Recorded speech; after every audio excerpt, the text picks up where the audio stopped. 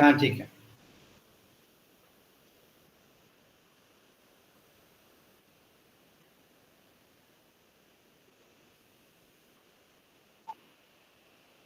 Hello everyone, thank you very much for coming for the fourth and last installment of this, I assume, a good program for all of you.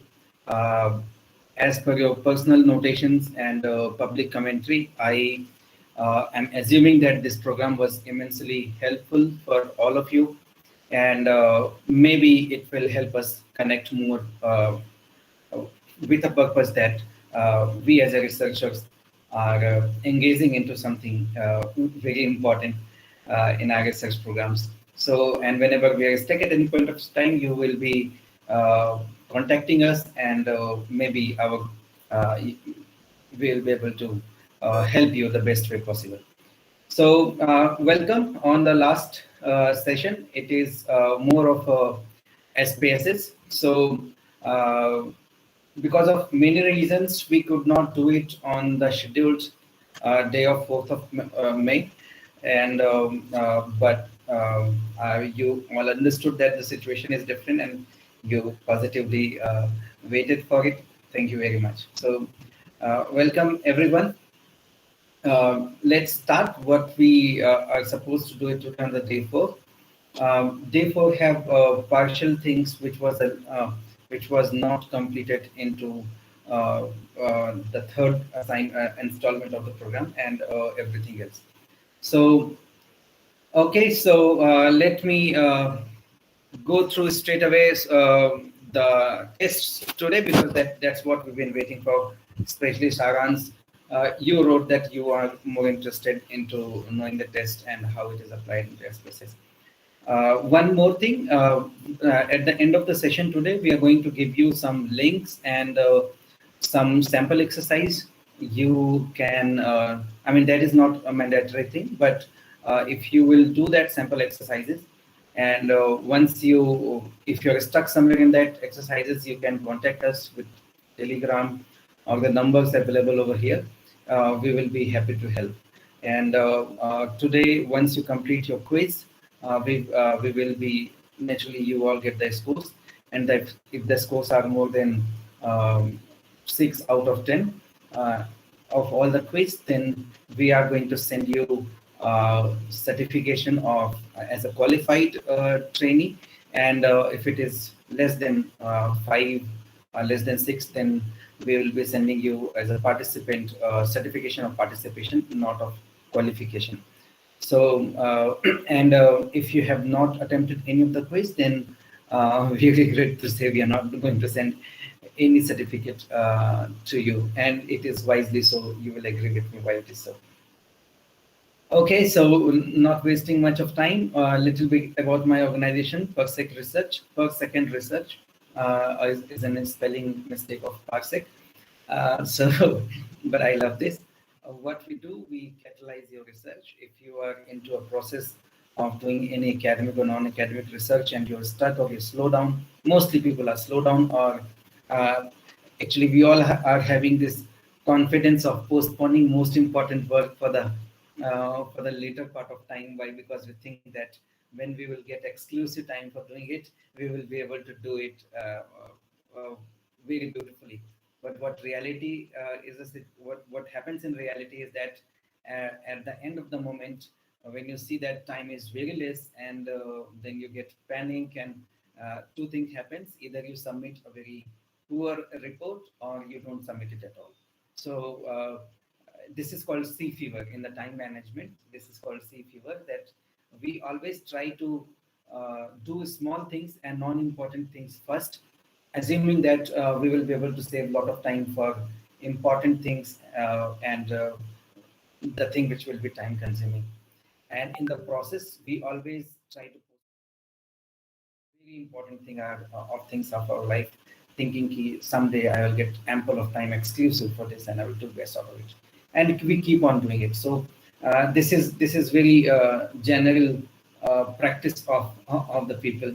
Uh, and that's why most of the people are not able to deliver things which is very important, and then they regret later.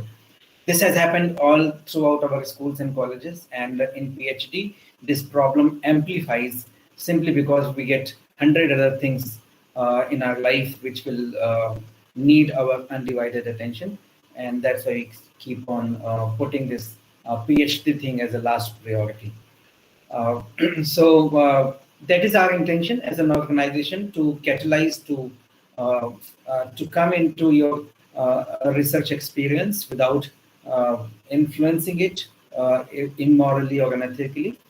We just try to fast forward and push you, nudge you, motivate you so that you finish your project beautifully and successfully. Both are important. If you guys are thinking, I mean, of course, not it's not an allegation, but then most of the people think that submitting any kind of thesis is okay. You know what, friends? Like, we don't know what is going to happen in our future, and how important we are going to be tomorrow. I always take this example of Dr. Jill Biden, the First Lady of the United States of America. In 2007, she completed her PhD, and her PhD was about the student learning program, something. And you know how people submit their thesis if they have money. So I'm not alleging that she had done something of that sort, but then her PhD was not of quality.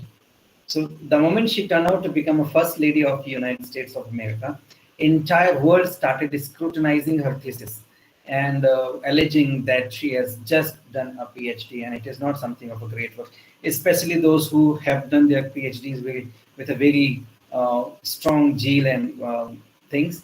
So these guys have started feeling a sort of not good about Dr. Jill Biden, and in fact, Dr. Jill Biden offered to repatriate her degree and cut off the name doctor from her email ID. So that was a criticism. So why I'm telling you this story is because most of the times we just submit our thesis assuming that nothing is going to happen. It is, though it is a public document, and your thesis can be accessed by anybody at any point of time in the future for the scrutiny, and then you're in suit. So you have to complete your PhD, number one, and you have to make it beautiful, make it look as if it has been done by some really good researcher.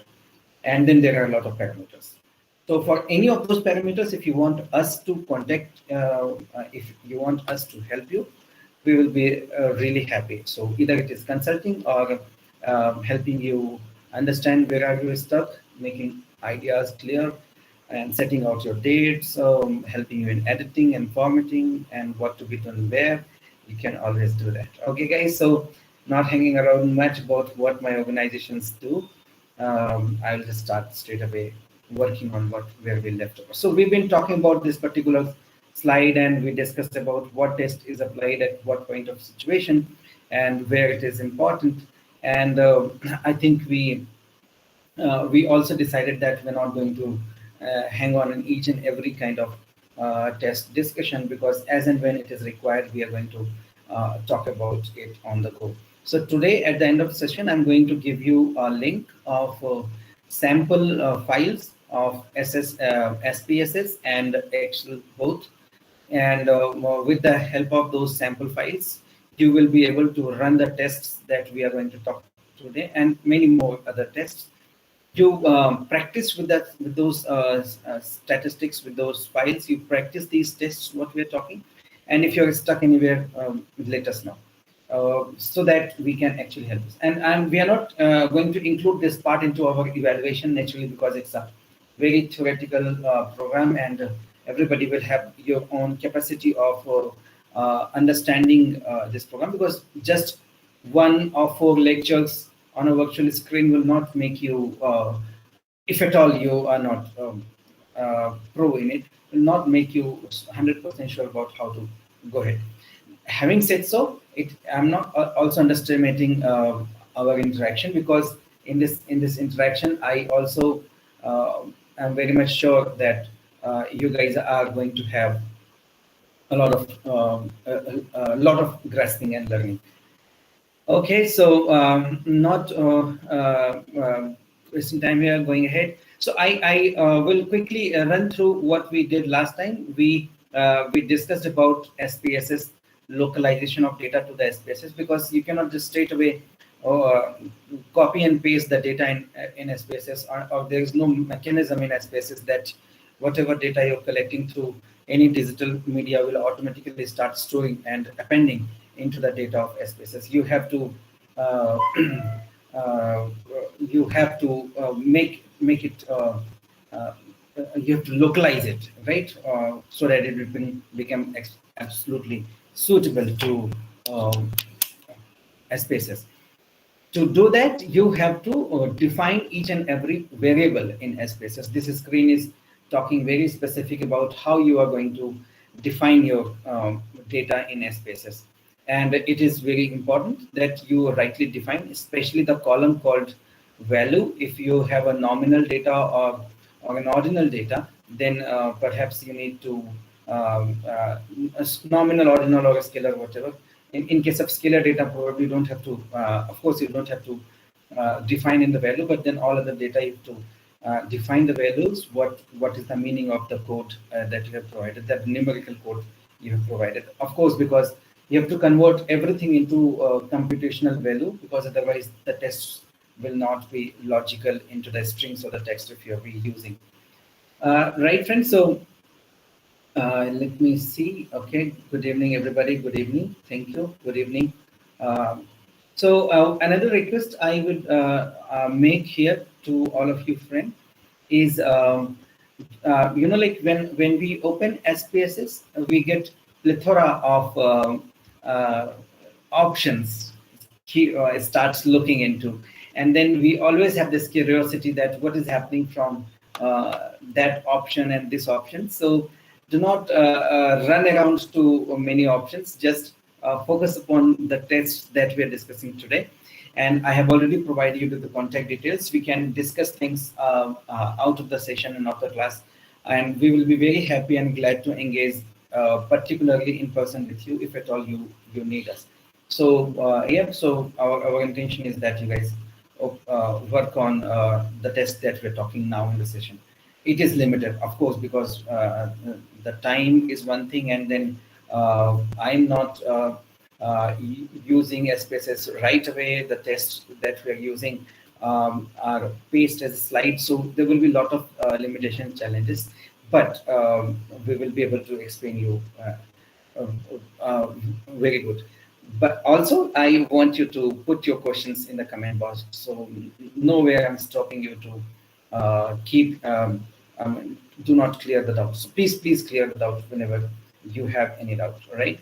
So yeah, this is the data wave. So what is the difference between this and that? This is the slide variable view is the place where you, so for example, you have a 20 question in your questionnaire. So all the 20 questions, the row are the number of questions, and all the rows are variable identity. You're trying to give them an identity, and these columns that we have already discussed, so I will not hang on much, are the quotients on which you will help explaining your variables.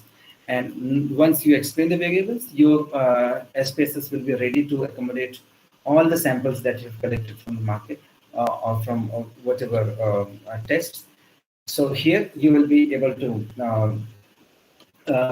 see your data. So even if in this view you are seeing your data as a as the string or the text value, for example, this date is looking as a date, or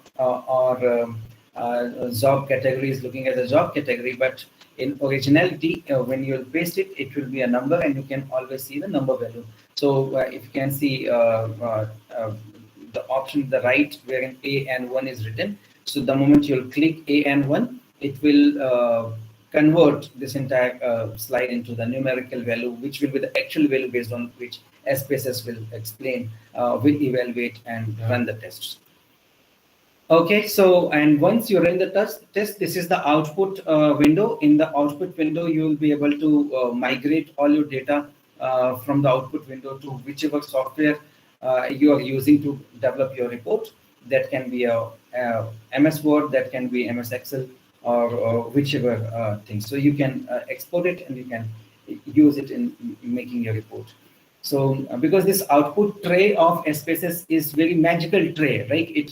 You can expand it, you can contract it, you can ask detail of any of the variable. You can so even if these numbers are looking into 1 decimal form or 3 decimal form, you still can click on those numbers and they can give you the actual computed value. And if the value is too large or something like that, the number format will change, but they will give you the exact value. So that is the power of this this particular statistical tool, and that's why it is one of the most famous tools. Though there are a lot of other tools have also arrived, and you can always learn it. Our project is another tool I strongly recommend for all of you to learn. Okay, so first, welcome Kalpana. So welcome Jyoti, Mariam, Sharans, thank you. You were there. Dr. Vedula, everybody welcome. So yeah, so starting with the first test that we're going to run today, we were planned to do it last time, but as I said that we missed it. Okay, so understanding this particular test first, what is factor analysis and why we need it. I think most of you are aware about the background, why we need factor analysis. One is that when we go for the sample collection in the market, or whatever method we collect samples, we collect a lot of samples because cost of collecting 2 variables from yeah, welcome Aarti. So cost of collecting 2 variable samples from the market is same for collecting 10 or 20 variables from the market. So that is one thing, one reason we use factor analysis. So the first word I say, it is a dimension reduction test. What we mean by dimension reduction is that when you have variables, you may have 100 variables, 200 variables, 20 variables, but in order to test your hypothesis or satisfy your objective of research, you may not need so many variables. So you need to collect those variables into lesser amount of dimensions of components so that you can write your report more comprehensively and conduct your hypothesis testing more comprehensively, more convincingly. So that is why we use factor analysis. Very important tool, especially into management. If I say that almost 50% of the people are going to use factor analysis, because we have a lot of skills we have developed. We have done a lot of predetermined methodologies to collect data, and based on that, it has become very easy for us to test hypotheses. When these tools were not available in the market, doing this data analysis used to be very tedious and very tough, right? So factor analysis reduces a lot of work. So what it is a statistical technique used to reduce data to the smaller set of summary variables and to investigate the phenomena underlying theoretical structure. So another important thing about factor analysis is, yeah, welcome Priya, is it has to correlate with the theoretical structure of your research. When I say theoretical structure, it's like otherwise you will not be able to comprehend on what principles these components, your variables are reduced to the components, right? So you need to make up. So you have to co-study your factor analysis with reference to the literature that you have identified and the research gap that you have obtained through the literature review. Otherwise, perhaps it will become very confusing for you to understand those components and use those components for the further studies. So that's why I'm saying that it has to be theoretically supported, right? It cannot be independent, and there are various ways to do it. We'll be discussed some ways here in lectures today, but not. Not everything. So it's an ocean basically. When we talk about all these researchers, it is an ocean. We can only collect few things which we normally use. So for example, if you're into pharmaceutical analysis or medical analysis or any lab testing or management or psychology or market research, then it is almost important, undeniably important for you to do these 3-4 tests that we are talking today. Right, so talking more about it, okay, so EFA can be done from 2 kinds. One is R-type, which needs correlation matrix. We'll talk about correlation matrix a little later. Another is like we can do an individual respondent basis also. The idea remains the same, that how much we have predetermined theoretical concepts ready to interpret the factor analysis. Based on that, we will be using which methods are we going to use. Right, friends? So again, there are 2 ways of doing it. One is principal component analysis, another is common factor analysis. Why we and mostly we do principal component analysis. There are various reasons. So like I have multiple things for you to tell here about factor analysis. One is that, and in fact, it's not related to data analysis. I'm saying that I think last time also we discussed that you doing research with so many tools and methodologies, the ultimate purpose is that you get acceptance among the researchers' fraternity, right? So, and in the process of doing this acceptances, you all these research communities try to make their local comprehensive indexes. I mean, this is something I have just created here to make you, in a sense, local community comprehension index. By saying so, like for example, if you are saying that how Koreans do the kind of tests to analyze their to achieve their research objectives may be different than how Chinese are doing it, or how Europeans are doing it, or how Americans are doing it for that matter, and how Indians are doing it. Or within Indians, like how many, for example, in India, in all the PhDs, it is predominant that we all use APA method of report writing. Though there are a lot of other methods are available, and with the advent of Google becoming a predominant research journal accessory, Google have created really newer methods of report writing and report formats and other things. And we as an Indian society have not migrated to these newer method of report writing and formatting. So that is one thing I say, that it is like if you go and talk to your research guide and your other scholars working under your research guide, you will see that there are some things they take it for granted, because I mean that has been happening into the university.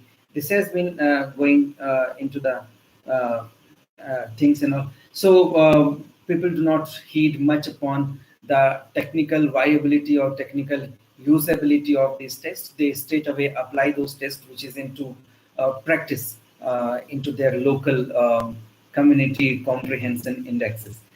I don't know, this sounds a very good terminology. So,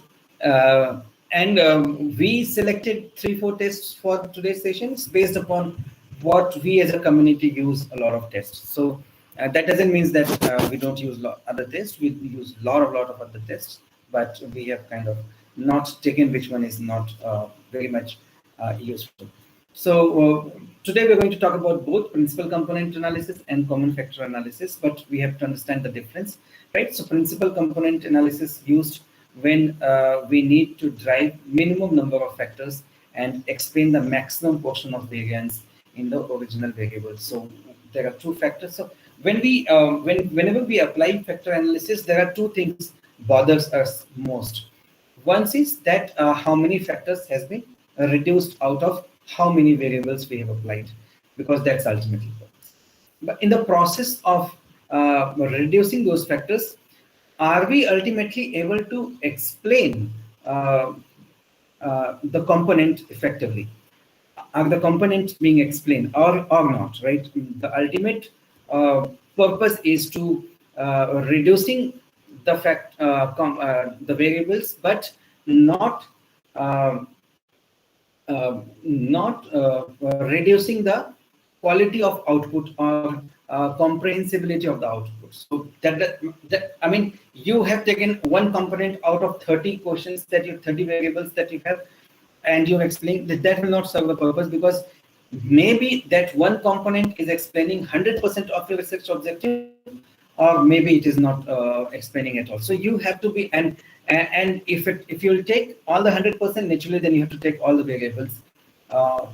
But you have to be very, you have to use your own wisdom that how much percentage of explanation of variance you want to take from the original variables, right? So that you have to judge, and that judgment comes over the period of time. And in fact, there are, if you'll apply a scree plot over there, then you will understand that there are some variables not impacting at all. I mean, not even 2-3% they're impacting, and that can be sufficiently ignored and reduced, right? So removed from the component. So that is also very important. Can we use these methods also?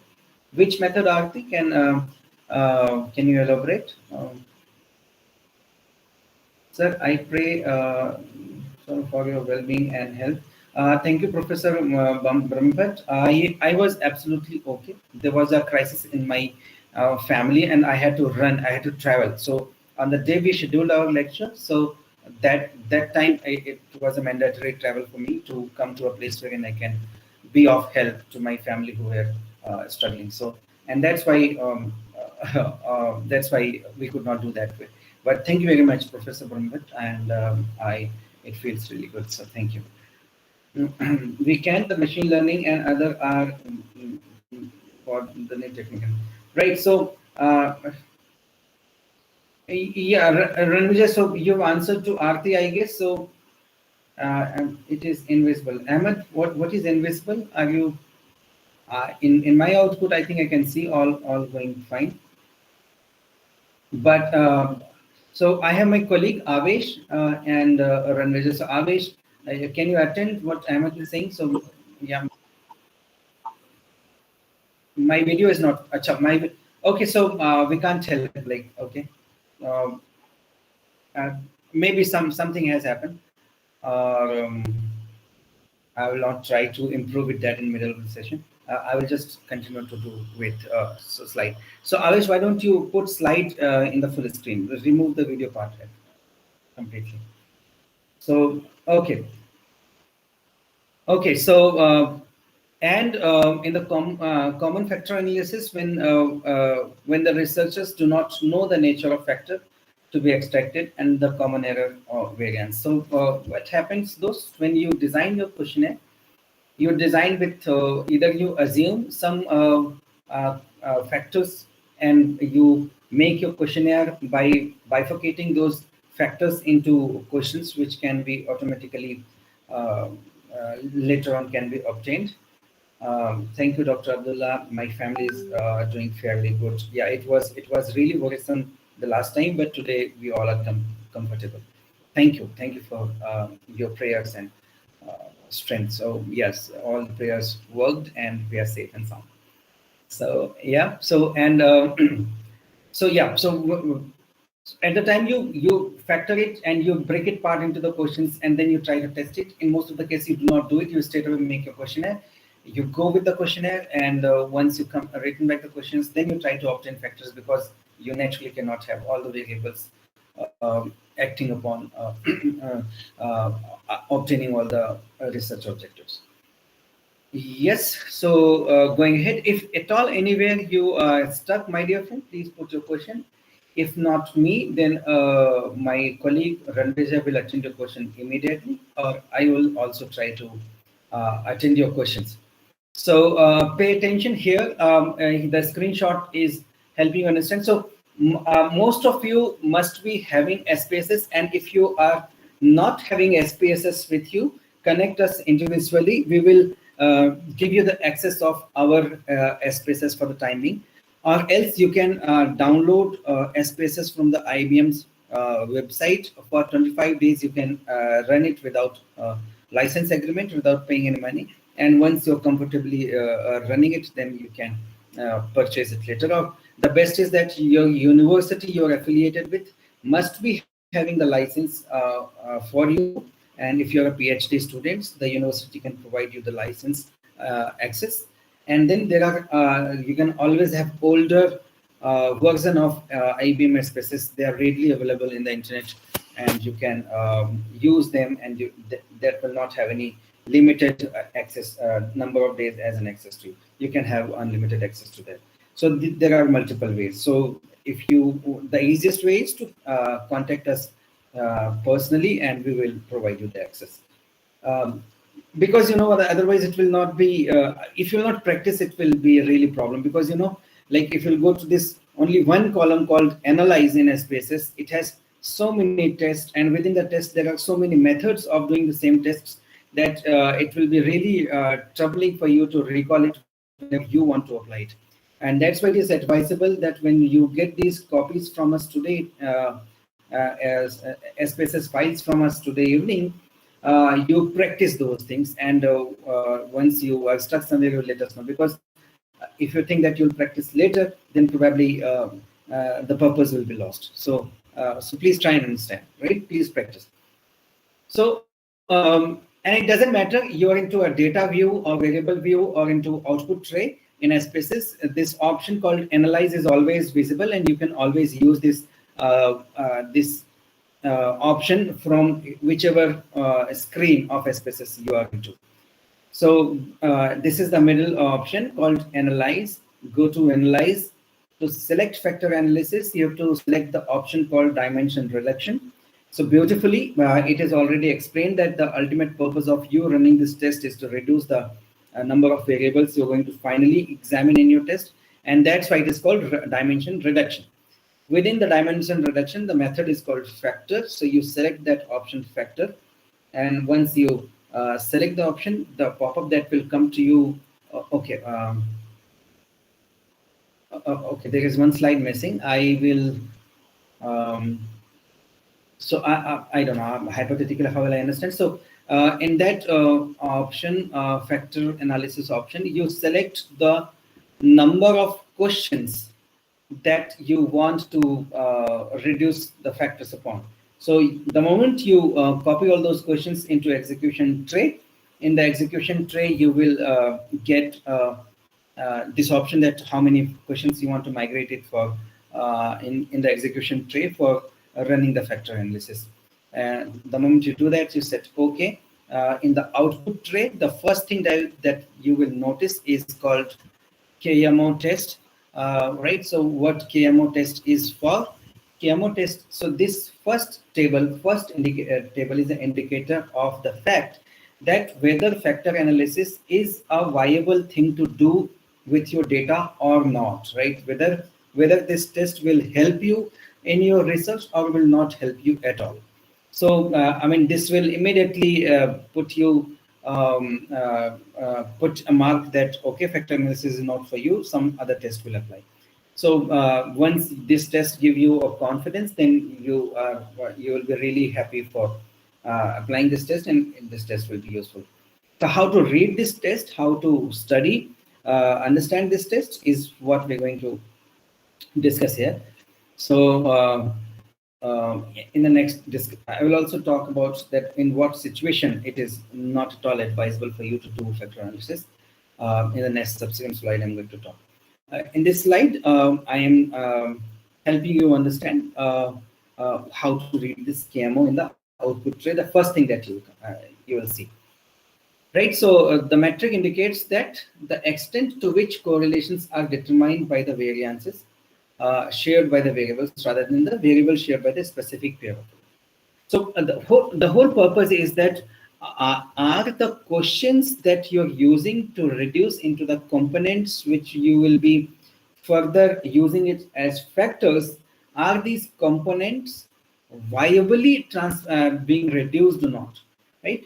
To happen this, are they correlated or not? If at all they are not correlated, it is not going to help you, right? The fact that whatever factor you will obtain will not be explaining exactly what you're obtaining. So yep, so the point is that naturally, how will you reduce your 30 or 35 questions into say 6 to 7 or 4 to 5 components, naturally, if those questions, 5 or 6 or 7 or 8 set of questions, are explaining you some sort of relationship with it, right? So if they're not explaining relationship, then naturally there is no fun in doing that. So and that's why we have to study whether they are correlated. So doing all the variables, correlation of the all variables with each other is one thing to do this.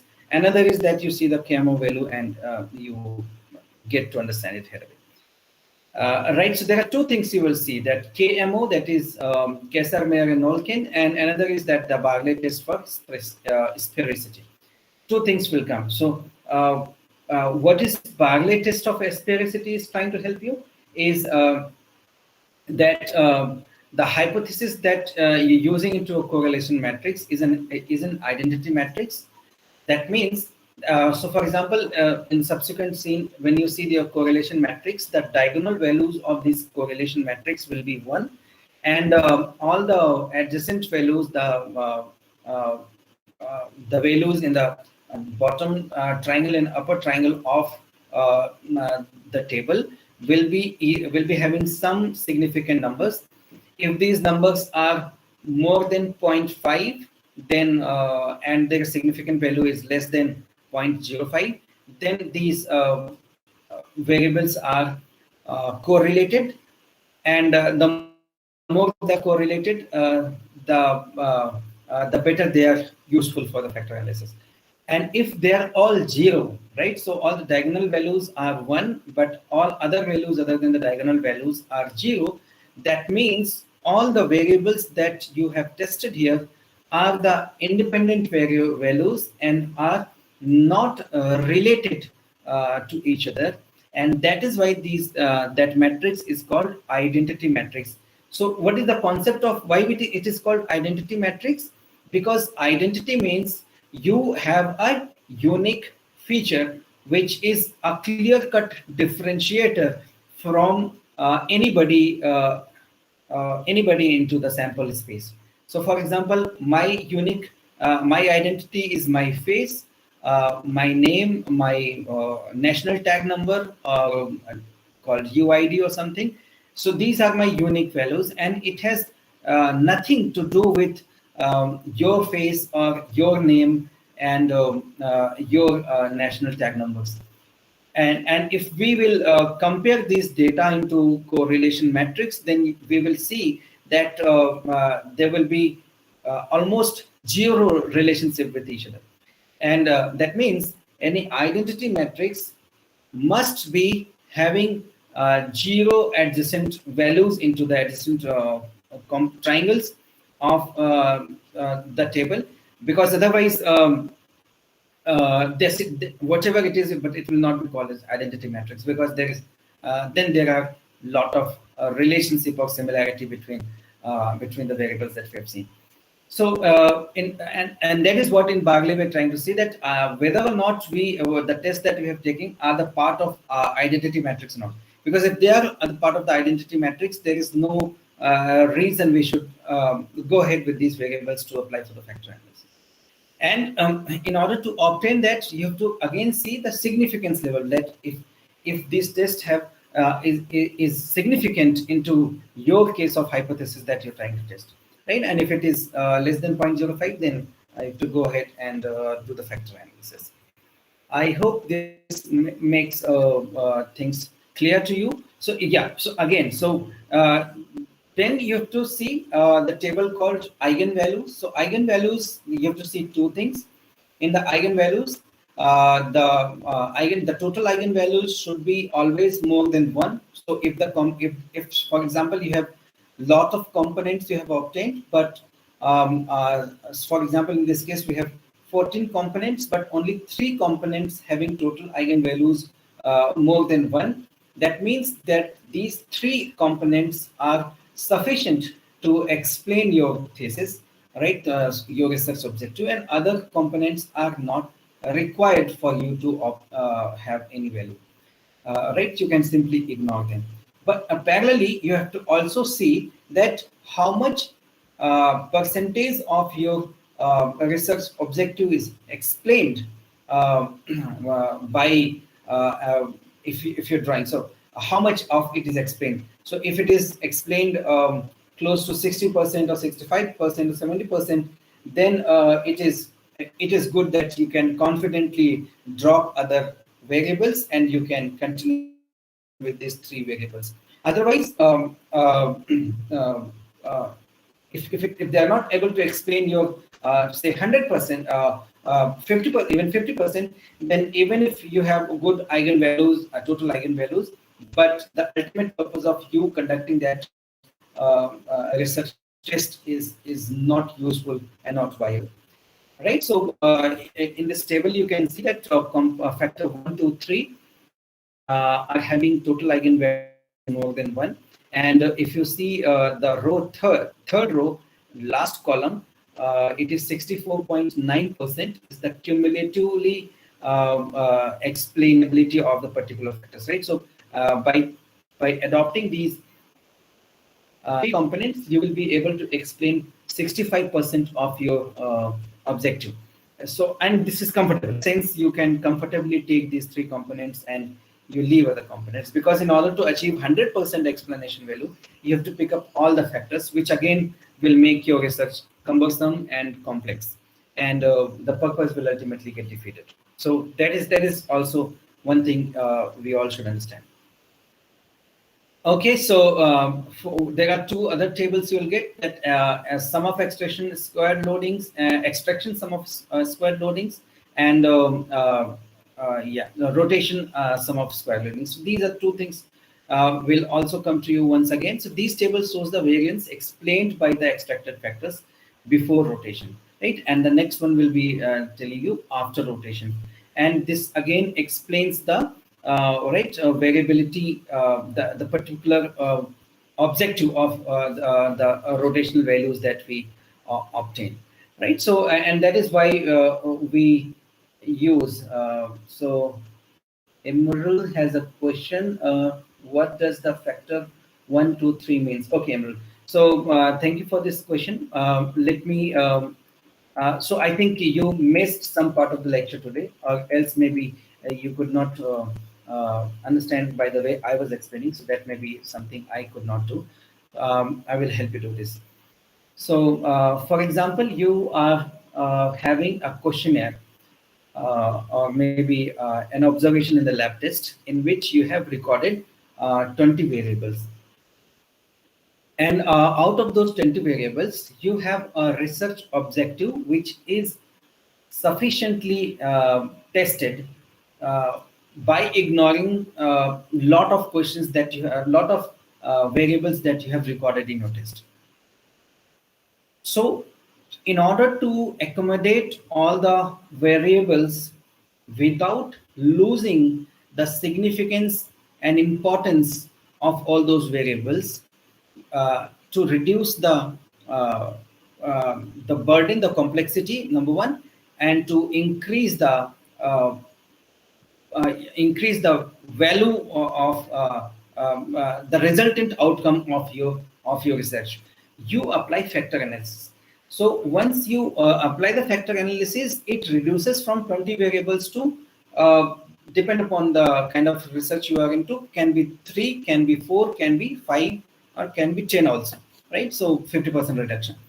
So so when you do that, you cannot just do a guesswork of which component to pick up and which component you should not pick up, right? So in fact, there is a scree plot in the further slides. In that scree plot, I will again help you understand what I mean to say by saying so, right? So yeah, Ranvija, thank you for explaining. So these are the components are the factors basically. So when you convert the components into a significant comprehensive nomenclatures, then it becomes factors. And this particular table, eigenvalue tables, is saying that how many components are actually possible, how many factors are actually possible by applying factor analysis, and out of those many factors, how many factors are sufficient for you to pick up from it and use in your research, right? So Imrul, if this is still not comprehensive to you, let me know. I will explain again, or else we can discuss separately as well, whichever way you feel like is okay, right? So that can be done. And thank you, Ranvijay, for answering on my behalf. Thank you very much. Right. So again, so these are the tests. These tests are again helping you to understand the your confidence on the factors, your how much percentage of variance are explained into the factors. Right. So this table shows the variance explained by the extract factors after rotation. So rotation is the multiple number of attempts that a factor analysis takes in order to reduce your questions from 20 variables to say 10 components or 5 components or whatever. Right. So the total variability explained by these variables are about so they are first, second, and third selected variables questions. No, Imrul. So thank you very much again for this question. This is not first, second, or third questions. No. I think I should have pasted all, maybe I should have opened SPSS right here to help you understand, but I will try to help verbally. And I'm just thinking across that I'm able to do this, because I know that even if you're asking the questions, the same level of doubt a lot of other people will be having. So Imrul, this is not the number of questions of your questionnaire. It is the component obtained by your questionnaire. So for example, there are 5 questions are sufficiently able to explain only one component. So for example, you are trying to test the so for example, you have your social media profile, and in the social media profile you have updated 20 status in last 20 days, one status a day, and each of these status have received, for example, 100 likes, 200 heart marks, love marks, and say 40 what we say hate marks or tear marks or sad marks, or likewise. And you want to understand that what kind of status posted by you are liked by so many people in your social network, and which kind of status was posted by you were hated by so many of people of your social network, right? So likewise, in so you have made your so by collecting this data, so you have got say 20 status. So these 20 status became your number of samples. And if you take the example of Facebook have 6 to 7 mechanism of reacting to somebody's status. One is simply liking, second is simply loving it, one is a tear marks, one is a laughing mark, another is sad mark or tear mark or something like that. So they have some 6-7 things. So out of these 6-7 things, your ultimate purpose is to test what kind of status have a maximum traction and attention you received from your old social media network. So naturally, in this, you do not want to separately assess all the 6-7 parameters available in the Facebook for the reactions. All you are interested into how many reactions you got of whatever kind of the reaction is. So in order to do that, you will run a factor analysis in which all these 6-7 parameters will be reduced to either 1, 2, or 3. So these are not independent questions. These are the collection of those questions which are explaining only the one factor of all the factors that that possibly it can explain. Right. Another example could be when you are doing a test about your brand of your company, brand value of the company. So you must have taken some 10 questions about the brand, your brand premium, your brand integrity, brand loyalty, right? So brand recognition, and each of these factors, you will be having 5 or 6 questions in your questionnaire. So in total, to study the brand equity of your organization, you must have created close to 20 to 25 questions in a questionnaire, and you have thrown it out in the market for the data sample collection.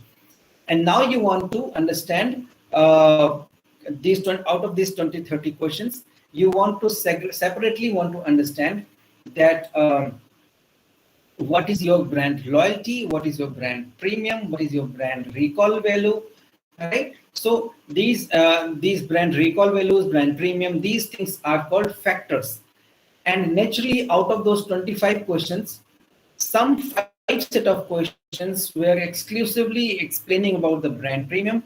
Some other 5-6 questions will be exclusively explaining about the brand recognition and brand recall value, and likewise. So these 3-4 things are the factors, and those 25 questions are the questions in your questionnaire. So those 25 questions are condensed into 4-5 things, which you may name them as brand premium, brand recognition, or brand loyalty, or brand premium, or something like that. Right? So these are different things. So yeah. So Priya, so the moment I will do this PC and CFA both, then I will give you the example. So one very in easy terms I can tell you. So in this brand example only, for example, you're making a questionnaire about the to identify the brand value of any particular organization or a brand. So at the time of creating questions, if you have identified that you are going to very specifically ask 5 kind of questions, and each 5 kind of questions, each kinds will have 2-3 questions. Right. So actually, at the time of deriving your questionnaire itself, you have created those questions which are talking about one kind of factor. So for example, for brand premium, you've created 5 questions. For brand recall value, you've created 4 or 5 questions. For brand recognition, you have created 4 or 5 questions. Likewise, you've created 15 questions. And now you want to examine that whether your research have got adequate factor analysis or not. Like, so this first you have created your questionnaire based upon your theoretical understanding, and after collecting the data, now you want to statistically, practically want to understand that are these 4 factors are sufficiently explained into my data analysis or not. Right. So in this case, you will be using PSA, right? Principal component analysis. Or if you have created questionnaire randomly and you have not created any scale, any predetermined scale in your mind before creating a questionnaire, you have straight away created 20 to 30 questions for testing anything from the sample. And once you're running the component analysis, factor analysis, and then you get those components, then you will be applying CFA, because here error variance and number of components are not known to you. In PSA, the number of components are known to you, or at least through your theoretical understanding, you have some guesswork available for you. Then you apply PSA. And in our community of research, especially the Indians, when we create questionnaire, we are often, more than often, we are why we are using PSA is because when we design our questionnaire, when we validate our questionnaire, at that point of time also, we already keep in mind that what kind of factors we are going to assume out of this questionnaire. I hope I made something clear here. Aarti, you just mentioned a dot. Is anything specific you want to say? Please let me know. Okay, so this is the script, or gentlemen, I was talking, ladies and gentlemen, I was talking. So, for example, in this test that you've seen in the last slides, you can see that here the eigenvalue is explaining the total eigenvalue is for only 3 components is more than 1, and for remaining other it is less than 1. So naturally, if you take the second column of this table, the total eigenvalue, and with the factor, right? So the factor column and the total eigenvalue column of this this particular table, and you will draw a graph. Then that graph will look like this. This is eigenvalue versus factor number graph, and you can now see that component from component 4 to component 14 are not making any significant impact on the desirability of your research, as much as component number 1 and 2 are explaining. So naturally, if the component 1, 2, and 3 are able to explain close to 70% of your research objective, and remaining 4 to 14 components are explaining only the rest of your research objective, then it is convenient for us as a researcher to forget remaining 4 to 14 components from research and pick up only these 3 components and continue our research, and the research outcome will not have any outlier or any out of the way differences into your research, if at all you have used all 14, or if you're using only 3 of them. Right, so this is where these things comes absolutely clean. Okay, so now comes the final factor value, right? So I hope Emerald, if you see this screen also, then also you'll be able to understand quite perfectly, right? So for in the row in this table, you can see that these are the number of questions we have made into our questionnaire or into our data collecting sample schedule. So in the schedules, the rows are indicating the number of the exact questions that you have framed in your questionnaire. Another way of you understanding that in the variable view, you have seen a column called label.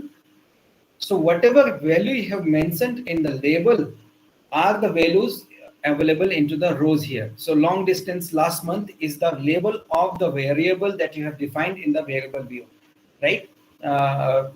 So for example, so these are your questions. Long distance last month, toll free last month, equipment last month.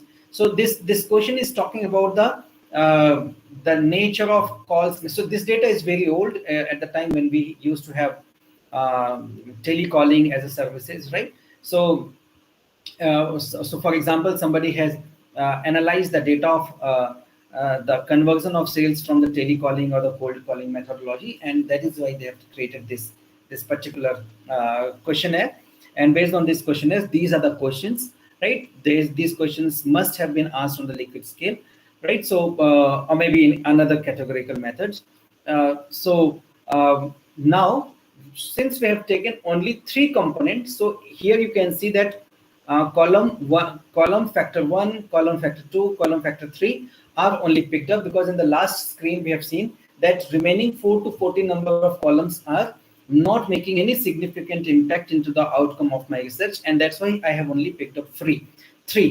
And out of these 3, which questions, answer of which question is explaining which factor among them is my question here, right? So not all the questions will explain all the factors. Some of the questions will explain factor 1, some of the questions will explain factor 2, and some of them will explain factor 3. How will we identify that which factor is explaining what component?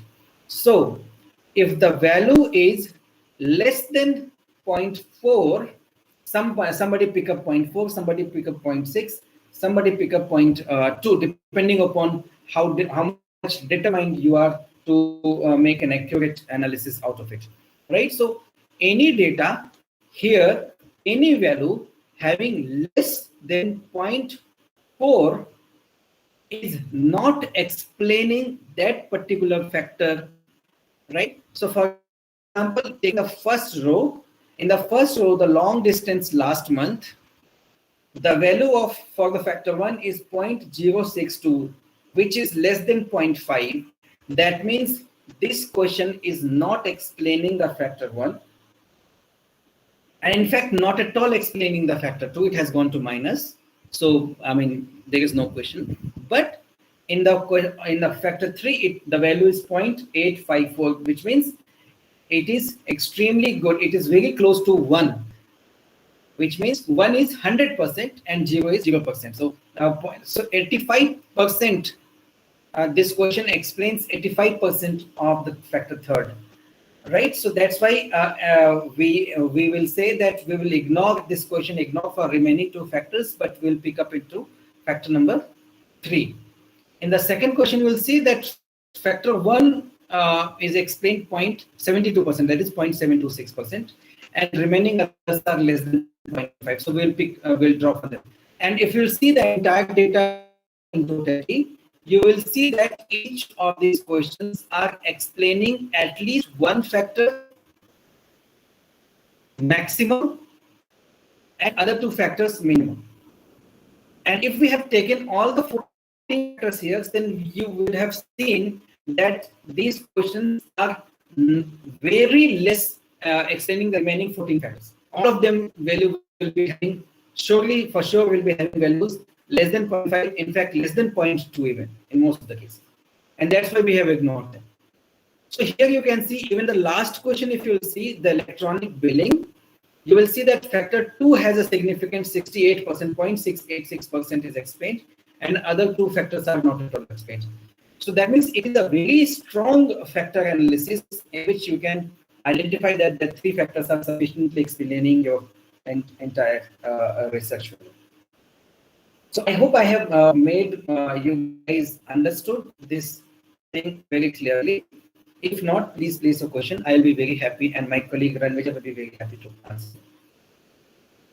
Right, friends. So if we are done with factor analysis, then we will be moving towards our next test, which is correlation matrix. Forgive me for the spelling. I always miss spelling, and whatever it is not English. So you can say that. Okay. So what is correlation? See, the good thing about this methodology is that the nomenclatures may be tough, and the vocabulary used for these nomenclatures in English certainly is a very rare form of English vocabulary, and that's why maybe in terms of memorizing these words, it becomes confusing. But if we'll go into the exact meaning of these vocabularies, you will be able to understand the purpose and intent of the test that we're applying.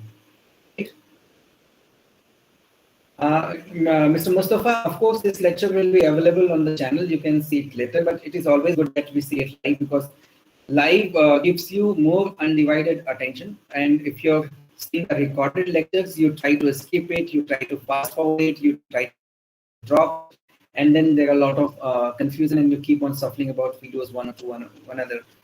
Why we take live lectures is because live lectures will not let you toggle around and will give you a certain degree of undivided attention, and here your learning becomes very high. So, and that's why we are engaging live. Otherwise, we would have recorded this lecture and posted into the channel, and you guys have taken. Either way, it is absolutely available as a recorded version. Okay, so Shagans, you're saying that if a variable is explained by factor 2, what does that signify? Okay, so thank you, Shagans. I'll go back to this question and we'll try to answer it.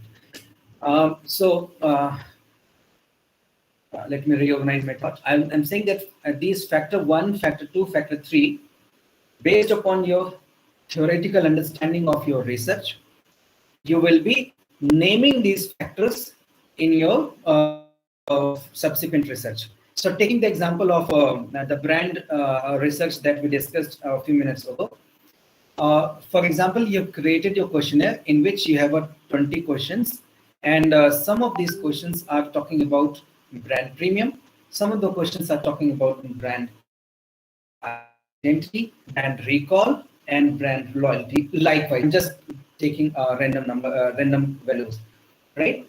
So yeah, thank you, Mustafa. Thank you very much. So now, so this is how you created your questionnaire. You collected a sample, some 400, 500 samples you collected. Now you came and now you're doing the factor analysis.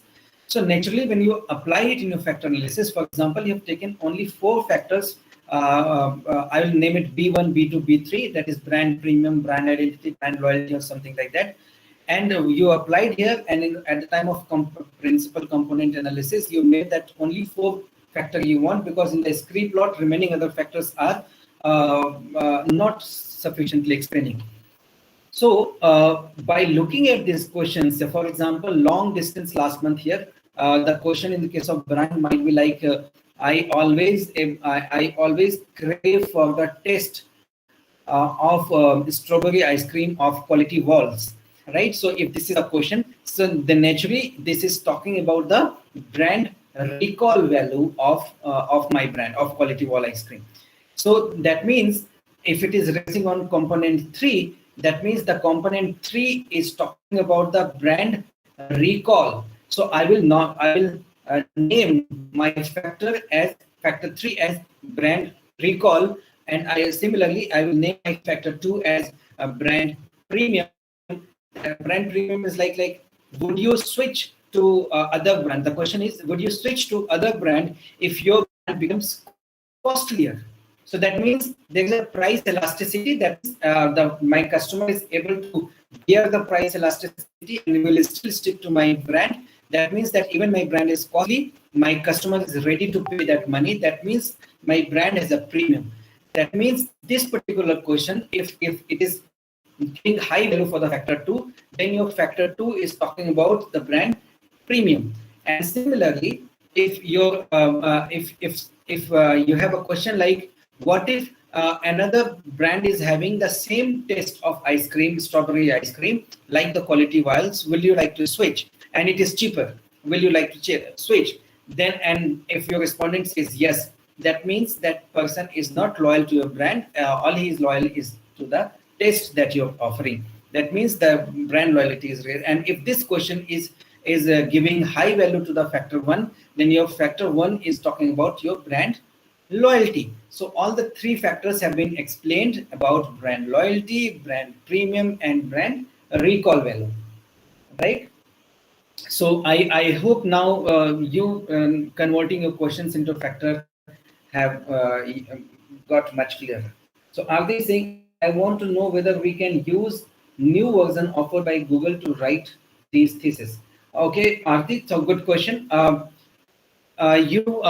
course, you can use it, but whether university will accept it, or your guide will accept it, or the journal you want to publish your research paper is accepting, because most of the journals clearly write the kind of format and format they want you to write your report. So if the journal is not accepting, and or your guide is not accepting, and or your university is not accepting, then you have no option but to use the method of formatting these institutions are recommending. But as much as I say, my personal preference you will ask, and if you're free of any university or institution, then I will say that you go ahead with the Google's methods of formatting, because they're easy, because then you're using softwares like Google Doc or Google Spreadsheet, then you'll be able to use those softwares very easily, because these softwares are designed to make your report writing easy if you're picking up the Google's method, right? So that is so Aarti, I think last time also you said that my messages are being delivered 20 minutes late. So I'm really not sure about the technology, because even if my camera is on, you guys are not able to see me. So I don't know what's wrong with the technology. I hope my colleague will figure out some solutions very soon about it. But so much so, we have to focus more on study. So Aarti, your message came late to me. Gulam, something went wrong. I can't hear you. Okay, Avesh, if you can check if my voice is coming all fine, then I'm not concerned. Otherwise, yeah. So Avesh, can you answer in Telegram to Aarti that her question is received and I have answered it? Okay. So thank you. So now I'll be moving to correlation metrics. So correlation, yeah, as I said, that nomenclature itself explains very good. Here, this nomenclature called correlation is explaining that what is your relationship between your component, your question, your variable 1 and your variable 2, right? So very important for think, but Ranvija, is my voice is audible? If there is a technical glitch. Okay, so I assume everything is going fine, if not otherwise.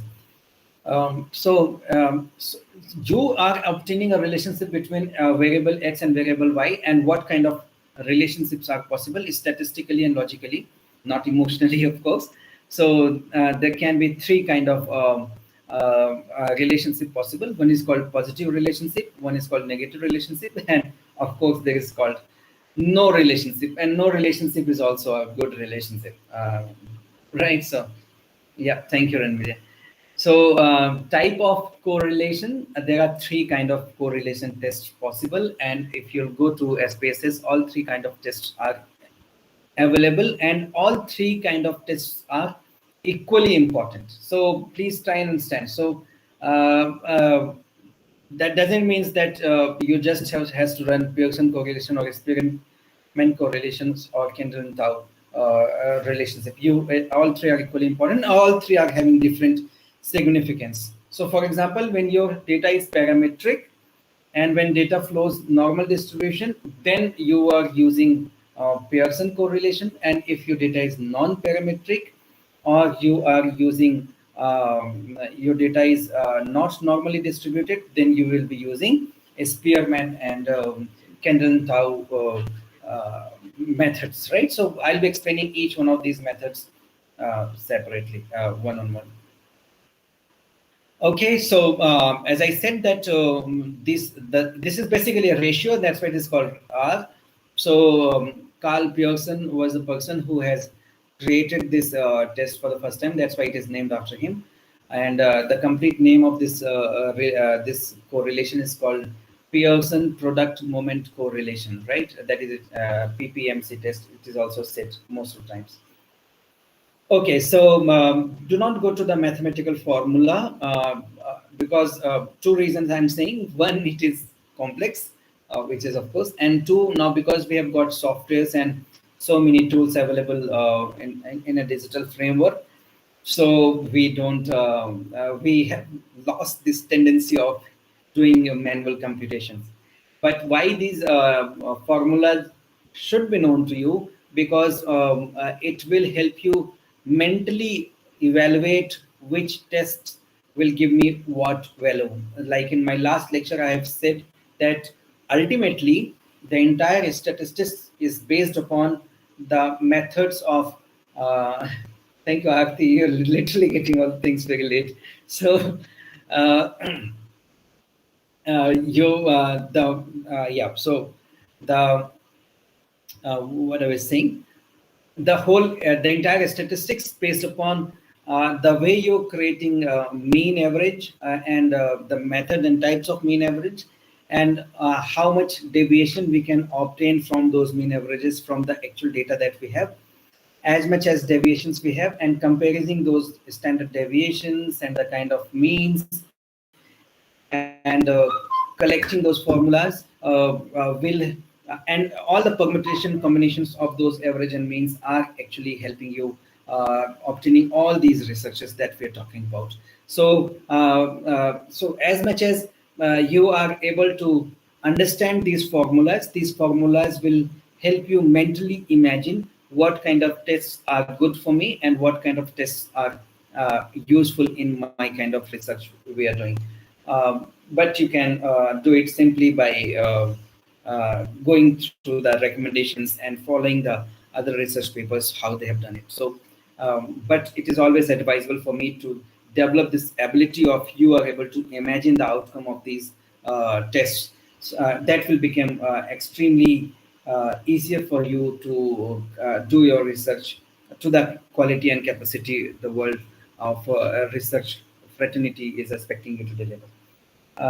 Right, friends? So, yeah, so there can be three kind of relation: positive relation and negative relations, and no relations at all. So what is positive relation? So for example, if the variable A is increasing and variable B is increasing along with it, then it is called positive relation. And if if the option is, if the variable A is increasing, but the variable B is decreasing as much as the variable A is increasing, then it is called negative correlation. and the variable B is switching or toggling or increasing abruptly or decreasing abruptly, irrespective of variable A, whether it is increasing or decreasing, then perhaps it has no relationship. And in the plot, you can probably see the ultimate purpose of you to understand is that if my variables, my samples are collected out of these variables, are they following any linear trajectory into the graphical plot? If I do a graphical plot, is my test delivering any linear trajectory or not, or anything close to linear trajectory? So for example, in the screen you can see there are blue arrow designed in 3 graphs, and in each of the graphs you can see that there are dots. So these dots are nothing but the value you have obtained in your sample. And for each value you can see that if you plot in this diagram, for example, if you are calculating the relationship between height and weight of the body, that's called BMI, body mass index. And if you see that as much as the height increases, the weight increases, that means there is a positive correlation. And you will see that if you plot these values into this diagram, you will see that all the dots are moving upward as much as I'm increasing either of the axis values, right? So that means they will most likely follow a linear trend. That means it is a positive statistics. And if the same data is following downward trend, linearly downward trend, then it is negatively related. And any deviation of these dots, the amount of distance of these dots from the line, the blue line, is called the deviation of these variables from the actual relationship. So for example, you can see in all the paragraphs, there are few dots which are into extreme corners, either lower corners or the upper corners. So these dots are also considered as outliers. And in order to conduct good research, you should, most of the times, you should remove these samples from your data, so that if the outliers are gone away, the significance of your test and p-value of your test will increase, and your your um, your test, your ultimate research will improve. So it is always advisable that we remove the outliers from the research. Right, friends. So how to do this correlation test? So naturally go to analyze and choose the option called correlate. And from the correlate, you choose the option called bivariate. And don't worry about the partial and distances, because we are not, number one, we are not covering that right now. And another things that will not serve the purpose of correlations the way we are understanding it now. That doesn't mean that will not serve at all, but the way we are understanding now it will not serve the purpose. So let's ignore the other things. Here we go to analyze, go to correlate, and select the option called bivariate. So, okay, this is the tray. In the last slide, it was when I was explaining the factor analysis. It's missing. Now here is. So if you're continuing seeing this video, then it will probably help. This kind of tray will open in front of you. And this in the left side, in this box, in the left side of the tray, you will be having all the variables you have defined in your SPSS file. And from those variables, you can select 2 scalar variables. That's why the Pearson. Otherwise, we should have done others, right? So you can take 2 tests, and right. So for example, let's say right, how old are into school, and what is your grade point average, right? So you can 2 variables, and you're now selected. So we have selected. You can see there's a into Pearson correlation test, and there is a tick mark into a flag significant correlation option, and also there is a dot in a 2-tailed, not 1-tailed. So what it is and why it is so, I will explain it into a next slide. I hope good with you guys, and maybe it is helpful for you. If there's anything, I'll let me know by the comment, right, friends? Okay. So I will. So moment you select click OK, you will see this straight away. You will see this table in the output tray, and in the output tray you will see that because there are only two variables we are explaining here, and that's why this tray is very small. If you have applied multiple, if you've taken more than two tables, you can take any amount of variables into correlations, and it will simply create a broad table in which all the questions will be given into the column and rows both. So there will be a diagonal situation in the where in the column and rows value will be same, and if the value of row and column is naturally you will obtain 1 as a Pearson correlation value.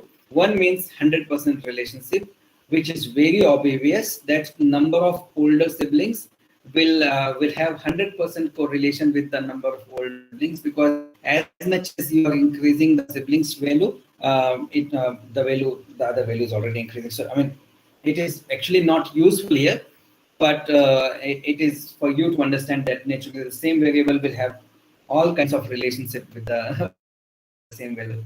So that's why it is 1.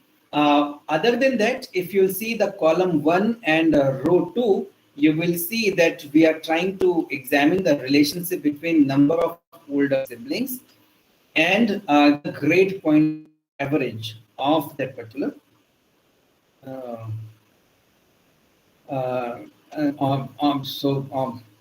wait a second. So the column number 1 and on row number 2, that number of older siblings and grade point average, and that values here, you'll see that the value is same into another column number 2 and row number 2. Why row number 1? Why? Because ultimately only the two variables are being examined. So whether we are examining A with B or B with A, it doesn't matter if the answer will remain same. Right, friends? So now when we say answer will be same, here you are seeing three values. One is Pearson correlation values, second is significance values, and third is number n value. So what is n values? N values is nothing but how many samples have you actually used here, the number of samples you have collected, and number of samples being examined here. So for example, if you have deduced the outliers, and we have collected 50 data, but out of them 4 data was outliers, you have removed those outliers. So total number of samples you're using here is 46, and that's why the value of n is 46.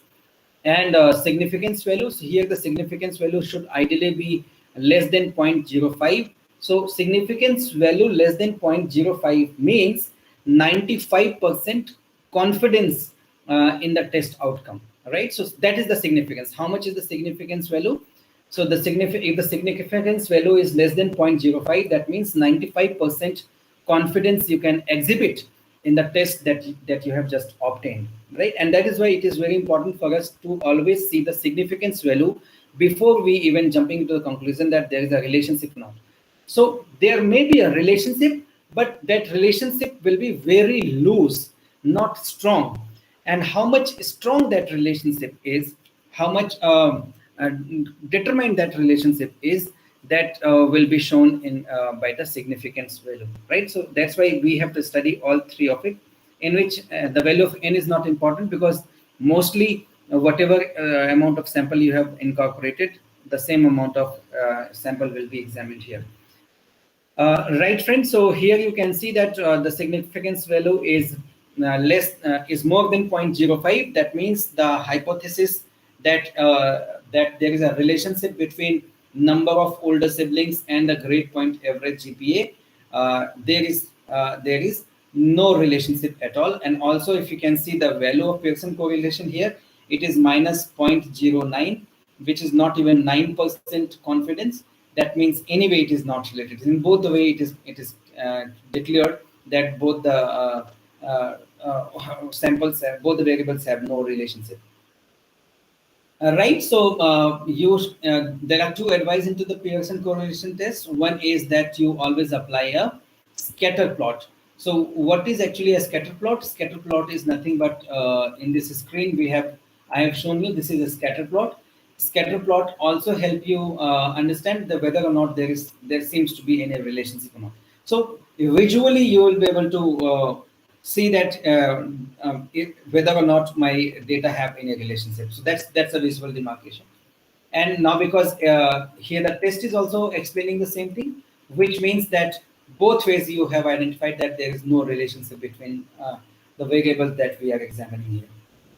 Okay, so the correlation will, so it doesn't matter how many variables you are applying your test, the relationship will always happen between two variables. So the number of columns and number of rows of this particular table will keep on increasing, but at any point of time you're only able to obtain the relationship between two variables only, right? So and if at all you have to make the relationship with more than two variables, so you don't have to only see the variables, but you also have to see the significance of that relationship and impact of that relationships. That is another test that we are going to talk about today, right? So these are the two tips I am saying. If you want to include descriptive statistics like the mean and the standard deviations in the option button, you can say the select the bivariate correlation window, and there you can always. So let me again do this.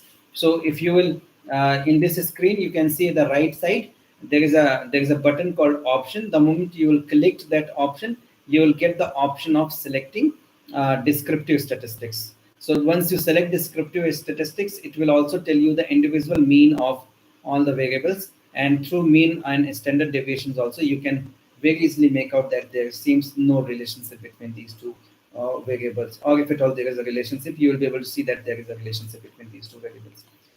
Right, friends, so these are two tips, very advisable tips. I think you should talk about it. So now talking about the next text, the Kendall-Tau correlations. So Kendall-Tau correlations, again, the only difference between the other test, it's talking about the non-parametric, but here you will not see a negative orientation. So the negative relationship will not become, because naturally it has to be into that context only. Otherwise,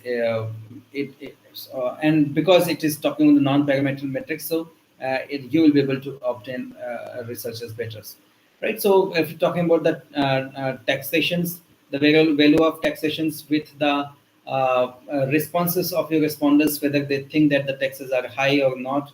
So you're making questions in the Likert scale, in which you're giving them 5 options by asking questions that do you think the country have too high taxations, and then you're giving them the 5 options. So why we use Likert scale, I will hang on a little bit to help you understand here.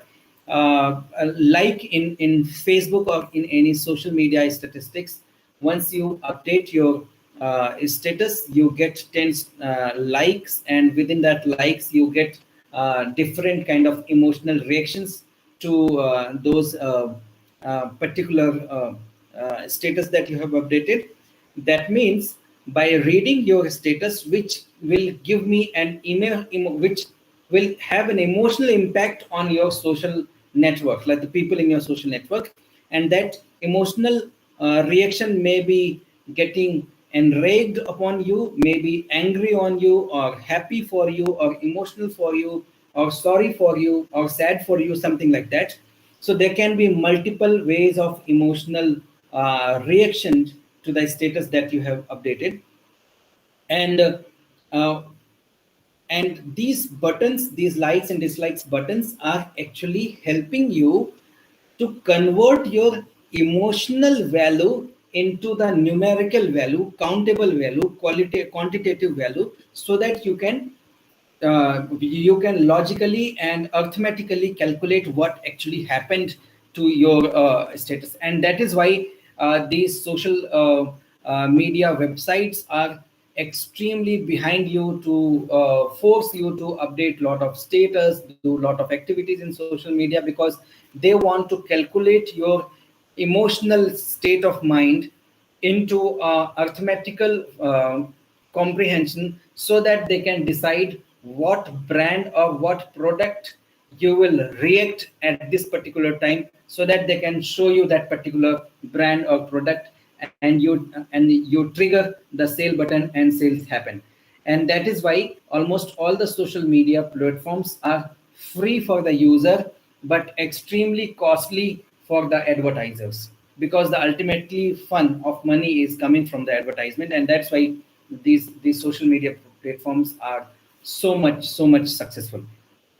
I hope I helped you understand the arithmetical measurement of the emotional values, right? So now coming this in context, this like what are we? Acha, theek hai. So okay. So I'll end it if you want me to end it before, right? But you will anyway be back. So yes, friends. So let me help you understand it here.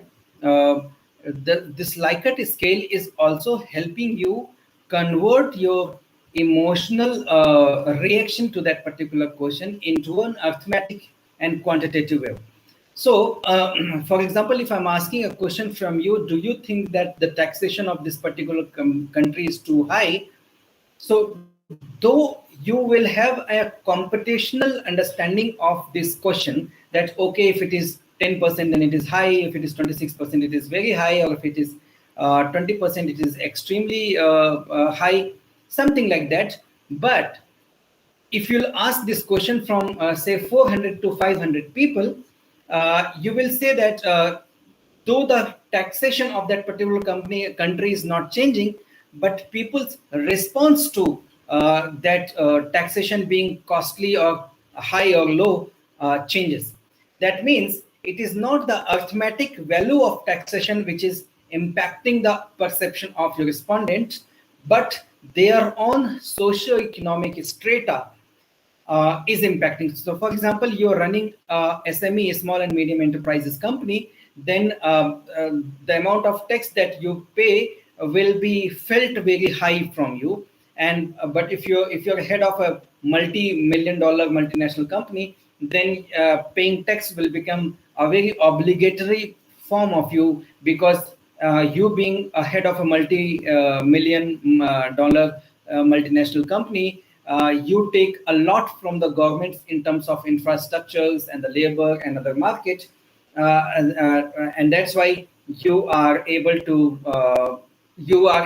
understand the value of you paying the tax, because immediately by improving the infrastructure of that country, you dwell more profit, because all the public infrastructure of that country helps you make more money, right? So for example, the labor is more trained, are more educated, the roads are good, the highways are made good, all the dams and water procurement, the agricultural quality, and all are good. So ultimately, it results into more business friendly environment, and that's why the multimillionaires are paying taxes to you. And by paying the taxes, these multimillionaires are able to calculate the value of they paying the taxes to you. But if you're SMEs, you know that whatever is the condition in the of the public infrastructure, you have to make the business viable, you have to make profit, you have to pay salary and all these things. So you always feel the heat of taxations. And if you are a poor person, not even employed, then I mean the amount of tax taken in the petrol, the indirect taxes taken in the petrol you're taking and other things will be extremely exuberant high to you, and you'll feel a lot of heat of you paying the taxes. So that means that here the tax is a numerical value, but your reaction of thinking of the perception that whether the taxation value is high or not will be an emotional or the qualitative reaction. And to measure a qualitative action, you have to be extremely decisive. What is the difference between like scale and that test? Um, Jyoti, so this is not the right comparison. Likert scale. So, for example, you have in your questionnaire, you have a question like, do you like my profile picture? So the possible outcome is two, yes or no, right? But so for example, if I'm your closest friend, and if you're asking that did you like my profile picture, I will be very relieved to say that no, I did not like your profile picture. or maybe I'll be very happy to say, oh wow, what a kind of profile picture you have. But if I'm only professionally related to you, then probably I will not even pay attention to your profile picture. I will simply see, okay, this is you, Jyoti, and I identify this is you, and I'm done with it. I will not have any emotional reaction to the profile picture. And if this question will pose to me as a professional connection, that did you profile pic, then I will say, okay, I can't say. I mean, it's good, because I did not pay that attention. I don't want to expose myself being professionally related, you being a woman. I don't make myself vulnerable by exceptionally praising your profile picture, or maybe ignoring your profile picture at all, at both ways, right? That means I would like to not straight away say yes or no. I want to choose, I want to have some more answers. And if you put your answer, say can't say, so now we have got three options: yes, no, and can't say, right? So why can't say came here is because you also want to accept answers from the people who are not emotionally closest to you. So likewise, you want to give more options, right? So for example, do you think the taxation of this country is very high? The people who are paying taxes will immediately have yes or no in the answer. But then you have all variety of the people. There are people not paying taxes at all, at least not direct taxes, and there are the people they're paying a lot amount of taxes, right? So depending upon how much amount of taxes we are paying, our response tends to be different. It just cannot be binary yes or no. So in order to have no binary yes or no questions, what you will do. So another option is that you put a text response. Like people say, oh yes, I kind of like the just say that it is very high, but then we are the responsible citizen. As a patriot, I have to pay my taxes. It is my duty to pay my taxes. And people like plethora of book in the response, and then and then somebody will just put a dot here, somebody will put a zero here, somebody will put a plethora of dialogues and other things. And how will you take those responses and you evaluate it, right? So you have to convert the people's responses into a categories, so that later on you can define those categories into numerical values and do your test into SPSS. So that's why Likert scale is more important scale. There are a lot of other scales. It is the most important scale for your categorical or nominal questions, in which you tend to give all the possible options to your respondents. And it has to be always the odd numbers, not, so it has to be either 3 or 5 or 7 or 11. It cannot be 2, 4, 6, 8 or 10 or 12, because in that case you will not be able to have a categorical weightage. So for example, if you're given a Likert scale in which there are 5 options available: strongly disagree, disagree, agree, okay, here one term is missing, can't say, agree, and strongly disagree. So there are 5 values, right? So what is strongly disagree, disagree, not sure, agree, and strongly disagree? These are the 5 values. And if you have a 5 options here, then in all the 5 options you have almost included all kinds of perception of the respondent. So depending upon all the theoretical explanation, me being nationalist and duty bound citizen to pay taxes, or me being feeling cheated, or not at all, government is responsible, government is very corrupt, I don't want to pay my hard-earned money to them. So all this theory will be accommodated into whether I'm strongly disagree, or strongly agree, or partially disagree, or I'm not still sure what should be my answer. So in this case, you will be able to categorically understand that whether the people tend to say that they think that the taxation is high, or tend to say that, okay, the taxation is not high. And by having these responses, statistically, it becomes very easier for you to obtain correlation or regression or factor analysis or ANOVA or t-test or something, and you're able to prove your objective quantitatively, arithmetically, and not just by the guesswork or the literature, right? So I hope I have helped you here a lot into understanding what these Likert scales are and how it is. So yeah, so now going ahead here, we have two kind of variables. One is a numerical variables, which is non-parametric, and another is parametric variable, nominal and categorical variable. So now we are applying the correlation between these two tests. So again, we have to go to same position, go to analyze, go to correlate, select the bivariate, and in the bivariate you get the two options, and in two options you get the income and tax is too high, or maybe you can say tax is too high, and the option responses may be the Likert scales, the 4 or 5 Likert scales, strongly agree, strongly disagree, or something like that.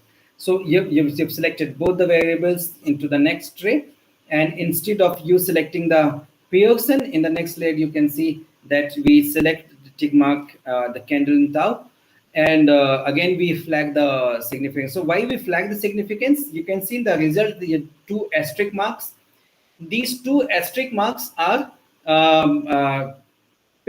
so because there are only two variables here, it is very easy for you to see all the values.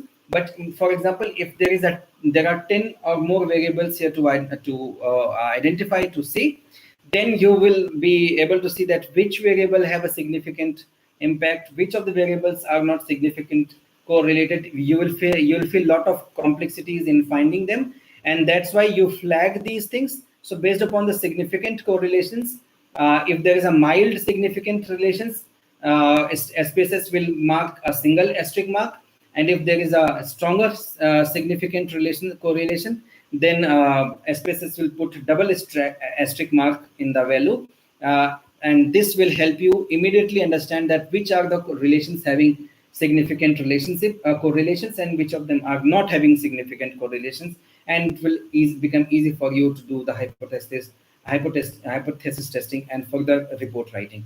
So that is why we make a flag mark here. So here you can see that the taxes are too high, and the income band of the respondent have a direct relationship, right? So you can see that in the lower row of the income column, that there are 24 samples tested here. That is why the n value is 24, and you can see the significance value is less than 0.05, which is which in fact it is 0.003, and that's why there are two asterisk marks, and the relationship is 50%. What 53%? Matlab 0.535 is saying that 53% load of your respondents are saying that the taxations being high, the perception of taxations being high is dependent on what income band your respondents do belong to, which I was trying to explain theoretically a few minutes ago. Right, friends, that is why we have applied here. Now we'll be applying the third method, that is called Spearman correlation. This is also very important method we use. Right, so in the Spearman correlation method also, with the objective here, maybe both matrices are non-parametric variables, and you can use them here. And when both the parameters are non-parametric, then you are using Spearman correlation test, right? So, example, a teacher is interested in whether those who do better in English are also doing better in mathematics, right? So here the scorecard of both the metrics are used, because they are not equally distributed. So these both are non-parametric variables, and that's why we are going to apply for the Spearman correlation matrix. Test remains the same. Here you're selecting the same method, going to analyze, going to correlate, selecting the bivariate, and here in the tick mark of Pearson will always be selected as a default selection. You have to change the selection to the Spearman, and here you will select it to Spearman, and then you will see that the same kind of result has come.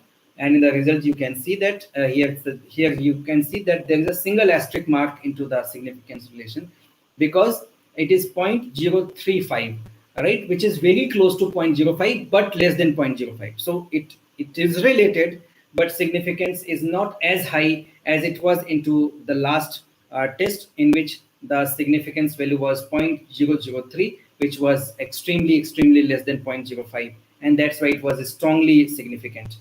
So though it is not strongly significant, relatively, it is significant but not strongly significant, but you can see that the 66% of your respondent and sample, in fact 67% of your respondent sample are saying that those who perform good in mathematics also perform good into English. So your null hypothesis, that is no relationship between mathematics and English, is rejected, and your alternate hypothesis, that is English score of English is related to score of mathematics, is selected.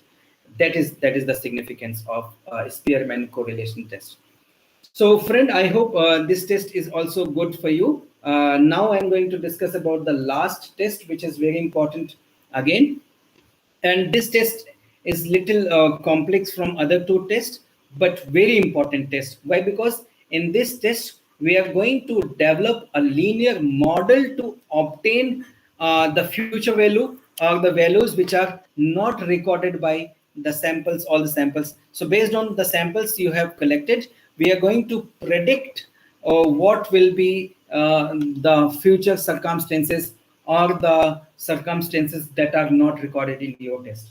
So that means what I'm saying, that by just collecting the sample from the universe or from the population, you are going to predict about remaining population also by using regression test. And that's why this test becomes relatively more important, but applicability always remains the thing, whether it is applicable or not. Yeah, that can always remain the thing.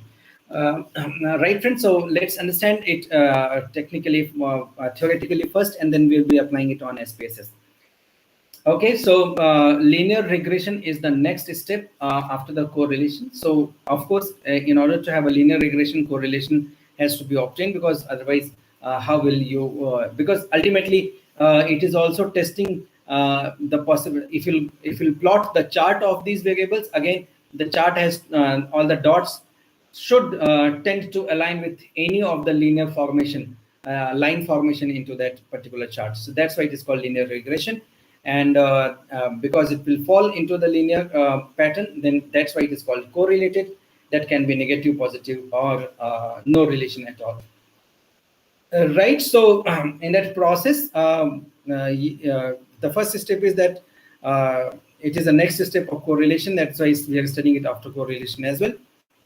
It is used when we want to predict the value of a variable based on the value of another variable, right? So here the term is prediction. Why we are using regression is by collecting small sample, we are predicting about the sample, about the population which is not collected into your sample, right? So for example, you're doing the survey about which political party will obtain how many seats into the coming state election or assembly elections.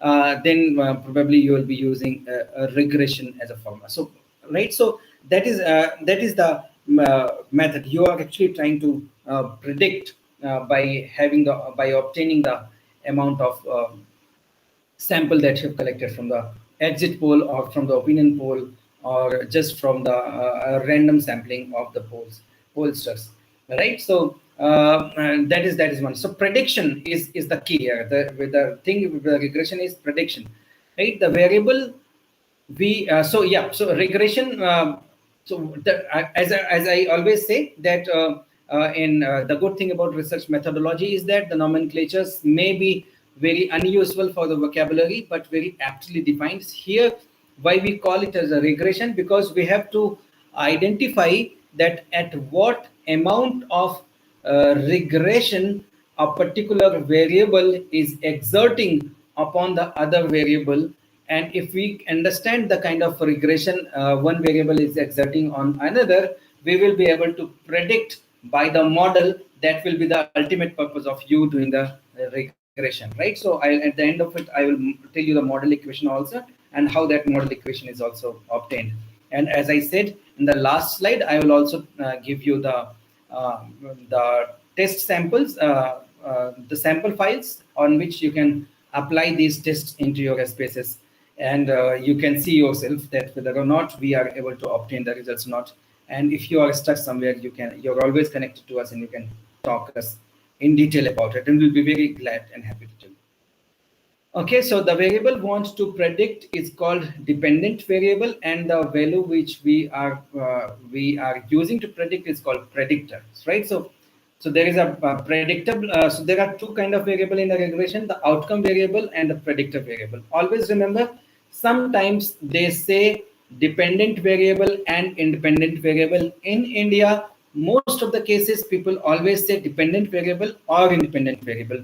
But in a broader perspective, the dependent variable is a variable you want to predict, that is called outcome variable, and the independent variable is the source through which you are trying to predict about the outcome variable, and that's why it is called predictor variable. So predictor and outcome are also the general nomenclatures used as the wider gambit of the researchers. In immediate, we only use independent and dependent variables because it tends to give us direct understanding, which is more easy for us to do that, right, friends? So I'll do that. So, yep. So another thing is an assumption about the regressions. Your two variables should be measured at the continuous level. So, yep. So you have to make some assumption, and it's assumption is not right one. I mean, this is if this case is fitting in, then your regression model will be better explained and perfectly explained, right?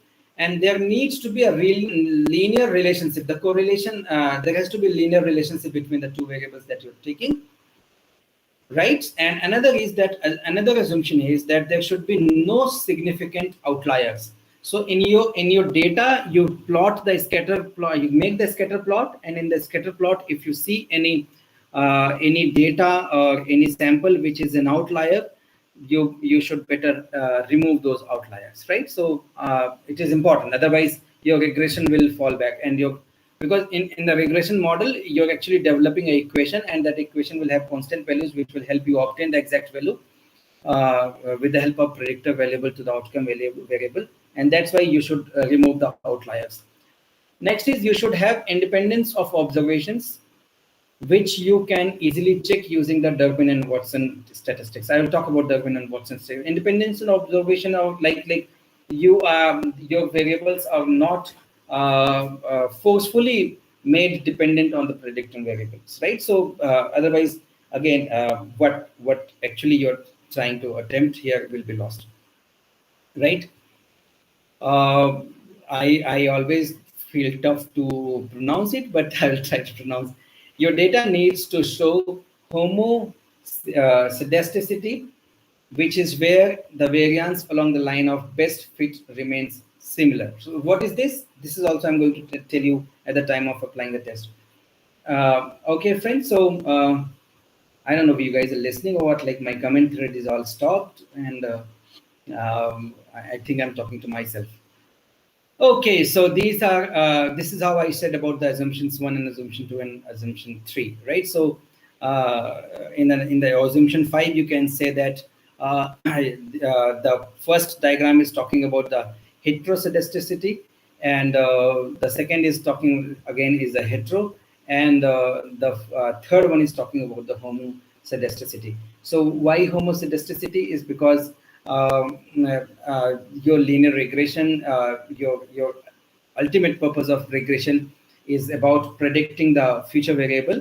But if your samples are taming down abruptly at either of the corner of the graph, then naturally whatever you are trying to predict will least likely be true, right? And for that reason, there has to be an homoscedasticity into sample that you're collecting, right? So, and if it is not there, we are anyway assuming. So the only thing is that your assumption will be less confident and less likely to be able to predict the correct thing, right? So assumption 3, you can see in the scatter table that there are some dots. Dots are basically the some samples are not into the group. So if they're not the group, they're the outliers, and should test so that it becomes easy for you to obtain the obtain the desired results. And in the observation 1, you can see that it has both, right? It can be negatively correlated or positively correlated. As long as it is linear, the regression will, because this regression is basically based upon the concept of line equation. So if line equation is equal to what? Y is equal to ax plus c. All right. So this is your line equation. Or if you have multi-dimension, then if you have a 3-dimension, then y is equal to uh, a cross a into x and b into z plus c, right? That is 3-dimensional line geometry formula. So ultimately, the formula, the model that we are going to predict is a line equation model, and that's why if it is not a line equation model, if it is a curve model, then this particular test is not going to give you sufficient results. All right. So guys, can you just comment hi or something? I'm just feeling that I'm talking to myself. Would you please help me doing that? Um, yeah. So like it is simply why I want is because I want to help me know that I'm not talking to myself. I'm actually talking to a few humans out there on the other side of the screen. Okay, so the example that we're taking here, a salesperson for a large car brand wants to determine whether there is a relationship between an individual's income and the price they pay for the car. Right. So if this is the situations, then what is going to be migration? So he is actually trying to here the guy wants to create a predictor analysis that. Thank you, Ranvija. Is that only you listening today? So anyway, so our sales person wants to predict that if at all customer walks into me, by asking some questions, I will try to figure out what is the income band of this particular. Oh wow! Thank you. So, what is the income band of the people? And once he will identify the income band, he will try to show the models of the cars which most likely to fit into that income band. So here the concept of prediction is absolutely fitting it. And if this is the situation, then let's apply this regression method and let's try to obtain what is what. Right. So the linear regression model is again, you have to go to analyze, select the regression, select the linear regression. And for example, if the relationship is not linear, then you have other options available here, but we'll not talk about other option. We're only talking about the linear regression right now. Right. So income and price band, both are the scalar quantity. You put it. So now you have to see that which is dependent here and which is not dependent here. Right. So so for example, here the price is what you want to predict, and income is what you already know, or vice versa. That can be both the situation. Let's see what it is. Right. So here the independent variable is income, and based upon the income, you are going to code that which price segment of the car should be ideal for me to let this customer know show. Right. So that's why you've taken independent variable as a income and price as a dependent variable, and you can test vice versa, but in that case your hypothesis changes. So for example, your hypothesis is that you want to buy if a customer walks in and the customer straight away goes to a lower band of cars and he is not asking for a higher band of cars, then you can naturally try to predict that this guy must be having low income band or middle class income band. So that, and if you want to test that, then you will do the reversal here, that your dependent variable will become income and independent variable will become price, right? Otherwise, in the present hypothesis, that you want to predict that what kind of income segment person will select what kind of price segment of the car, right? So null hypothesis is that it is not related, and alternate hypothesis that it is either positively or negatively related. Right. So here you can see the upper column is the summary. The summary is talking about the significance value, that whether the test that you're applying is significant or not. So in this case, it is significant. The R square value is 76.2% is explained, which is very good mark. You can go ahead applying, right? So in the next test, you can always say in the ANOVA results, the F value and the significance quotient value is also excellently applying, relying on this particular topic, right? So that means the test is worth going ahead, right? So the table indicates that the regression model predicts that the dependent variable is significantly dependent. And how do we know this? Take a look at the significance column. It is 0, 0, 0, which is less than the critical threshold called 0.05.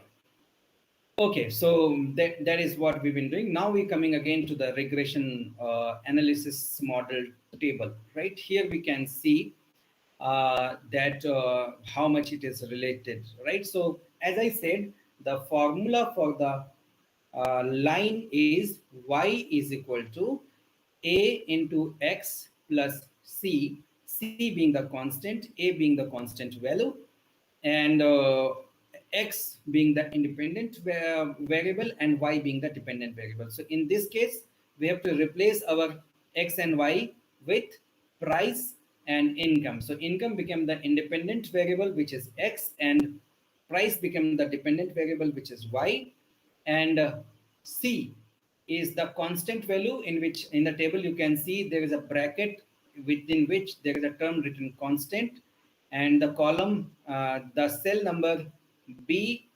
unstandardized coefficient B constant is the value 8286.786 is the constant value, and just below that income is 0.564 is the A value, which will be multiplied by the term whatever the income we have, which is X value, and this will give us the predicted value of the price, right? So that's why the Y will be obtained. So that is the model I've been talking about, the regression equation model.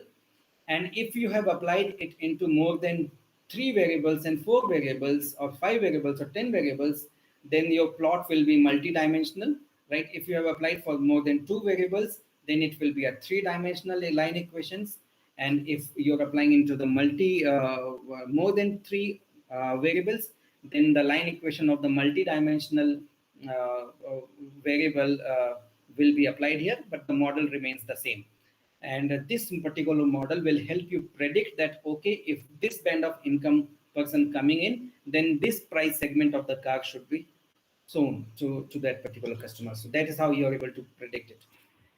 Right, friends. So I hope this today's session was little more technical, but this could have helped you a lot. These are the links through which you can identify what test should be applied when and what the scenario, and how to apply it into SAS or Stata or SPSS or R.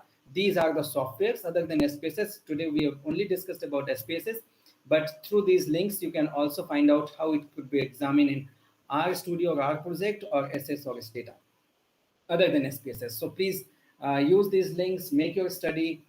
And as I promised, this will be mailed to you and will also be shared into the Telegram channel that we have discussed. And there you will be able to download these SPSS files and CSV files. CSV files you will be using in Excel, MS Excel, and SPSS file you will be using in SPSS. And you can do these mini tests. So these data are designed so that you can apply these mini tests and learn things by yourself. Right, friends. So I will assume that it was good. Please participate into the tests today, and please like my channels, subscribe my channels. We are going to give you lot of feedbacks. We are coming up with the learnings like how to do report writing, how to do API style report writing, what should be the nomenclatures used, what should be the language used, what is the researcher's language, what are the common problems people are having in the report writing. And there will be lot of such videos will be coming on particularly this month and in the subsequent month. And that is why I'm saying, please like my channel, share it among the people who need this kind of information, and also comment, because your comment will motivate us, and also to the people who want to decide whether or not they should watch such a long video or not. So in any case, we are helping to accelerate your research. We want to motivate you. We want to give you that nudge, which will add doctor in your name, which is a very proudful thing. And that's why I want all of you, friend, to do contact us for all the range of services that we offer from proofreading and analysis. Right, friends? So thank you very much. Right. So also in the description, you will get all the tests, all the quizzes of last 2 or 3 lectures. Participate on those quizzes, because if you not participate in the quizzes, if any of the quizzes are missed, you will not get qualification certificate. You will only get, and if you not participated at all, you will not get any certificate. If you participated in all and you qualify the threshold of 6 average value, then you will get qualification certificate. And if your average value is less than 6, then you will be getting participation certificate. But if you have missed the quiz, you will not be getting any certificate at all. Right, Dr. Kavitaji, you thank you very much for your comment. It motivates. Also, because it's a live chat, you also please help us comment into the comment threads, which is live chat thing. Thank you very much. Hope we add value in your research. Happy research and happy being connection. Please subscribe, share, and like. It is a normal mathematical exhibition of my emotional value that I love my company. Please extend your love to my company as well. On behalf of Persic Research team, especially Avesh Khan and Ren Vijay sir, Dr. Amrita ma'am, Tapan sir, and Mayank, there are a lot of team behind this particular show to you. I want to thank each one of them, and I hope we added value. Thank you very much. Thank you, Evan, for your comment. Thank you. We disconnect.